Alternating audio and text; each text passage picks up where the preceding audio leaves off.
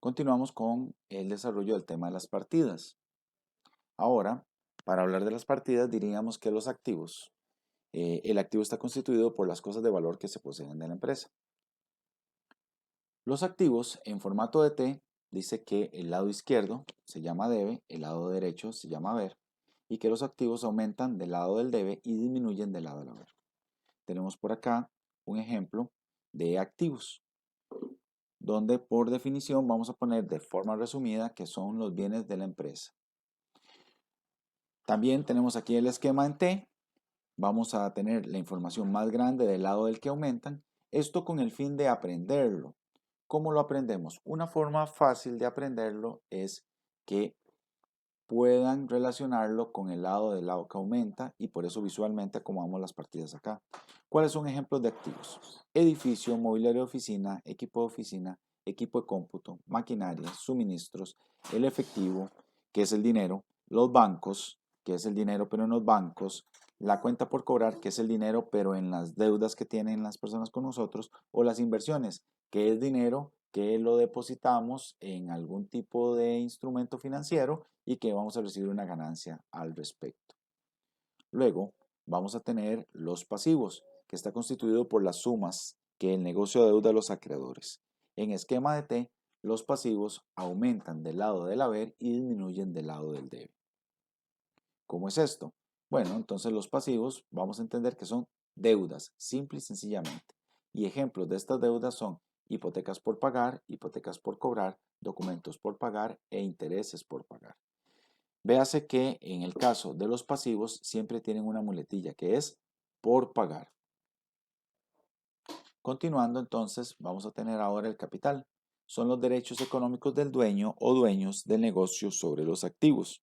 En formato de T tenemos que aumentan del lado del haber y disminuyen del lado del debe.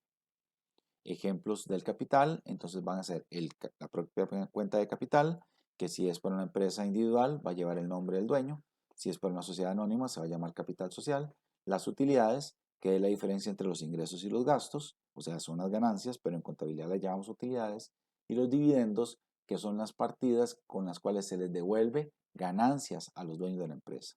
¿Y qué va a ser el capital por definición? Aportes de los socios. Tenemos además la partida que corresponde a ingresos. Es entrada o percepción de activo en forma de efectivo, cuentas por cobrar u otra clase de propiedades que se reciben de los clientes con motivo de la prestación de servicios o la venta de mercancías. En esquema de T, aumentan del lado del haber y disminuyen del lado del debe. Ejemplos de ingresos. Vamos a tener las ventas, el ingreso por servicios, por comisión, por alquiler, por interés, o le podríamos llamar en lugar de ingreso por, podríamos decir interés ganado, servicios ganados, comisiones ganados, alquiler ganado. Y entendemos que los ingresos por definición van a ser entradas de dinero producto de la operación. Finalmente, la otra partida que vamos a analizar son los gastos. Se entiende por gasto el costo que se origina del uso de las cosas o servicios con la finalidad de generar ingresos. Y en formato de T tenemos que aumenta del lado del debe y disminuye del lado del haber. ¿Ok?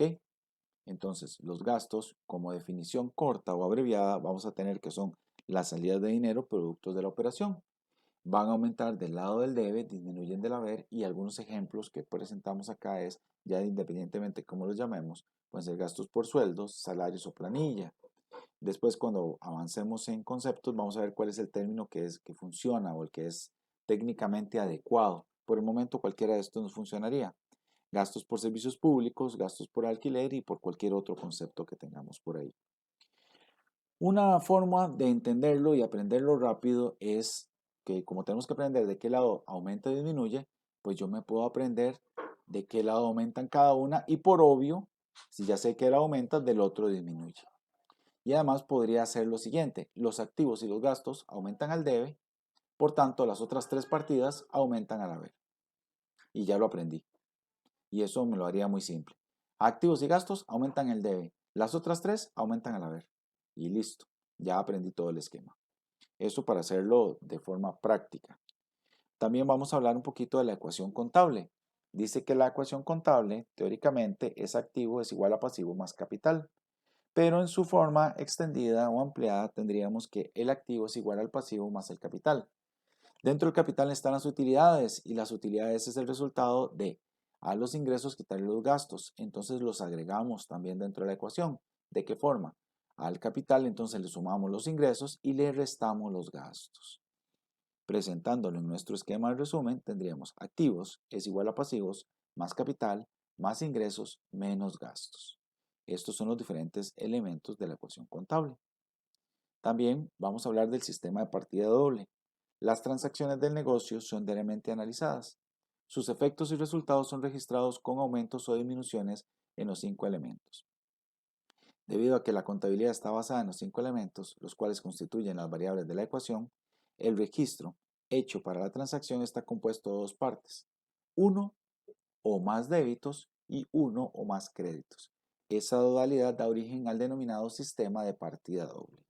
¿Qué es este sistema de partida doble en términos concretos? La contabilidad va a tener dos lados, el debe y el haber. Entonces, cada vez que se haga un registro o una transacción, va a haber por lo menos un dato del lado izquierdo, debe, y por lo menos un dato del lado derecho, haber. Y esos datos tienen que ser al final iguales. La sumatoria de todos los datos que están al debe tienen que ser igual a la sumatoria de todos los datos que están al haber.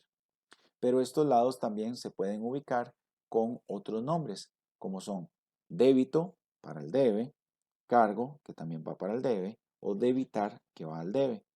Normalmente cuando la gente habla de débito, utiliza una contrapartida al haber que es crédito.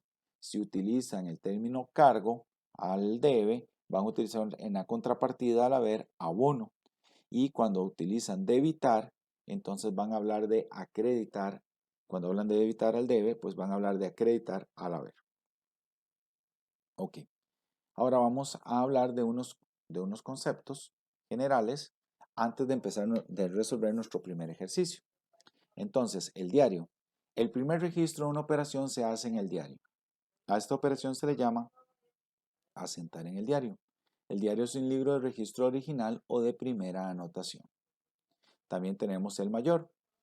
Los cargos y créditos de las distintas cuentas, según se muestran los asientos de diario, se registran en la cuenta mediante el proceso llamado pasar al mayor o mayorización.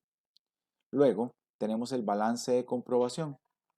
Para comprobar la igualdad de los saldos deudores y acreedores de las cuentas de mayor, se acostumbra a formular una lista de dichos saldos, sumándolos en columnas separadas.